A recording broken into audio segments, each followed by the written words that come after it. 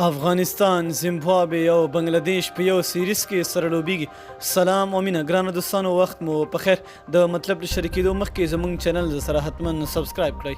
د افغانستان کرکټ ملي لوبډله د سږنۍ یعنې 2019 کال د سپټمبر په میاشت کې د افغانستان، بنگلاديش او زیمبابوې ترمنځ د درې اړخیزه سیالیو لوبلړۍ په موخه بنگلاديش ته ځي.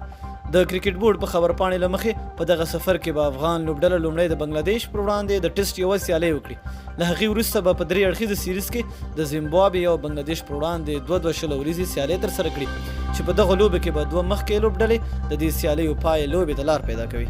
افغان کرکټ بورډ په یو خبره کړې خبرپاڼې کې لیکلي دي چې د دې سیریز وړاندې به افغان لوبډله خپله درېیمه تاریخي ټسټ لوبه د بنگلاديش خلاف ترسره کړي او وروسته به درې اړخیزه لوبلړۍ هم پیل شي.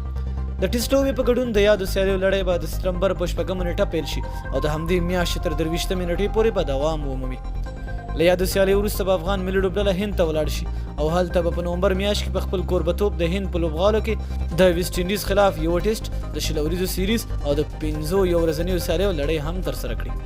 د کرکټ بورډ پر وینا د افغانستان الف ملي لوبډله به هم د راتلونکي جولای میاشتې له پیل تر پایه د بنگلاديش الف لوبډلې پر وړاندې په یاد هیواد کې 2 ورځنۍ فرست کلاس او 15 ورځنۍ لیسټای لوبې ترسره کړي. اوس مهال افغان ملي لوبډله د انګلستان په کوربتوب د 2019 کال د یو ورځنیو سیالیو په نړیوال جام کې مصروفه ده او هلته یې په مسلسله توګه ماتې وخوړلې دي. مننه چې ویډیو مو سره تر پایه وکته. د لا نورو ښکلو معلوماتو لپاره زموږ چینل در سره حتما سبسکرایب کړئ. تر بلې ویډیو د لوی الله په امان.